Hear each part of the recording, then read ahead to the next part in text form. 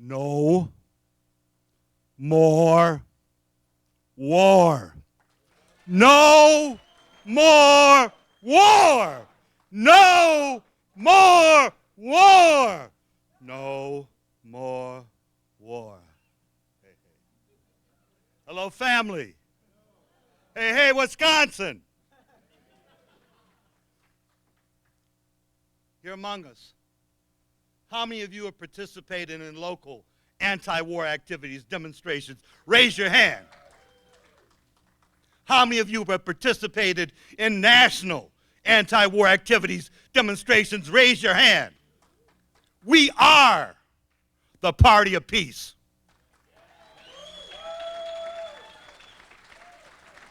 At these conventions, since 2002, we have passed resolutions back then to impeach Bush and Cheney. Back then to bring the troops home. And continued to get us out of Afghanistan. And I could go on and on and on. We are the party of peace. Free, free Palestine!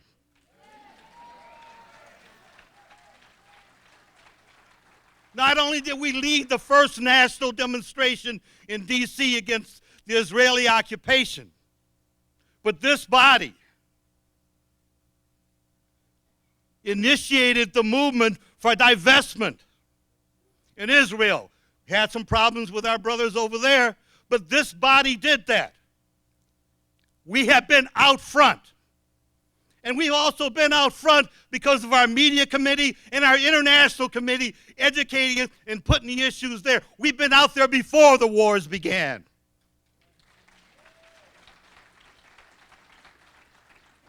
And as I see the delegates from Georgia and Florida and people I know from the School of the Americas, we have been there. And we've led that domestically. We've been there, and we've been there as Greens. And this is so important. As we're out there, we can identify, yeah, I'm a 3-term co-chair of United for Peace and Justice, 7 years, largest peace coalition in the United States, 1,400 organizations. But every time I'm introduced as also from the Green Party of the United States. And we need to all do that, wherever we are.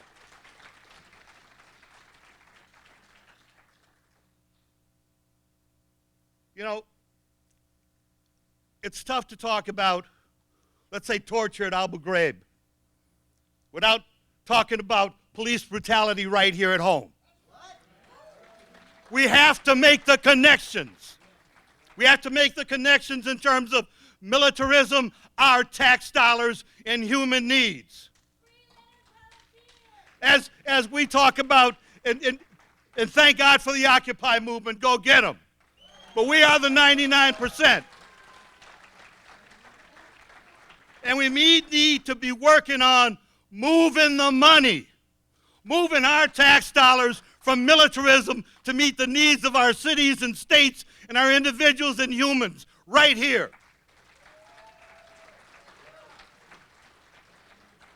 You know, as I talk about our party of peace, remember when Obama got the Nobel Peace Prize?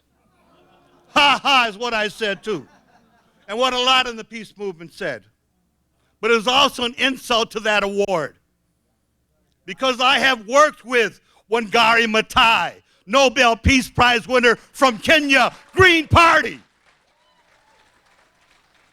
And her accomplishments compared to the hope that he would do something. And he's been worse than Bush. And I'd say that without a hesitation. How am I doing on time? Oh. We know a lot about what we do here. But I also want you to understand what happens internationally. I chair the International Committee of United for Peace and Justice. I'm a delegate to the World Peace Council. I'm a delegate to the United Nations as an NGO. And we work with other countries.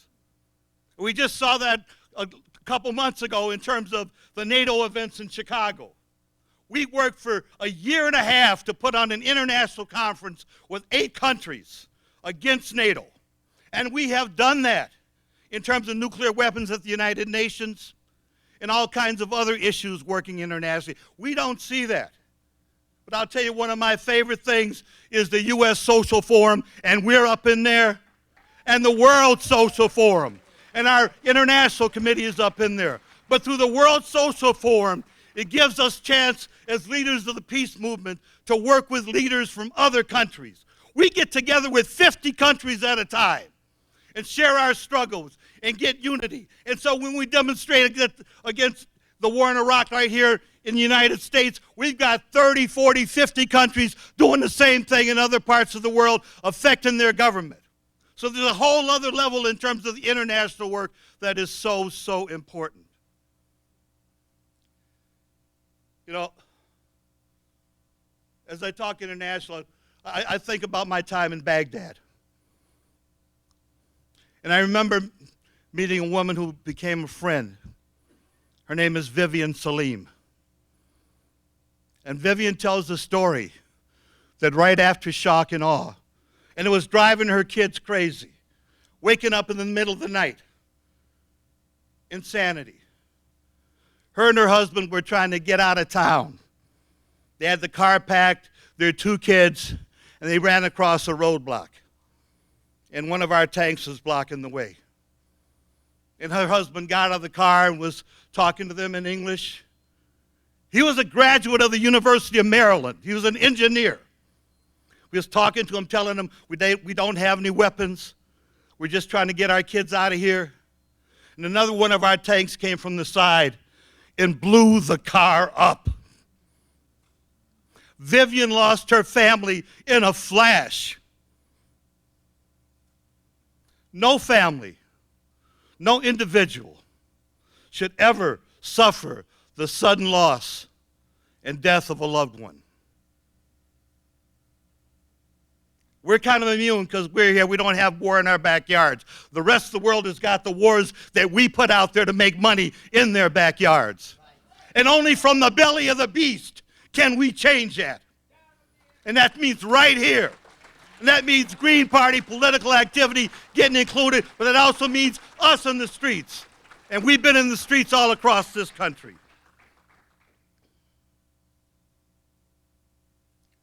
Please repeat after me.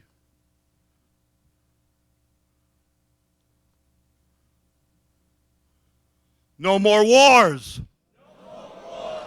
No more occupations. No more occupations. No justice. No peace. No drones. No NATO. One love. One world. Peace and love. Thank you.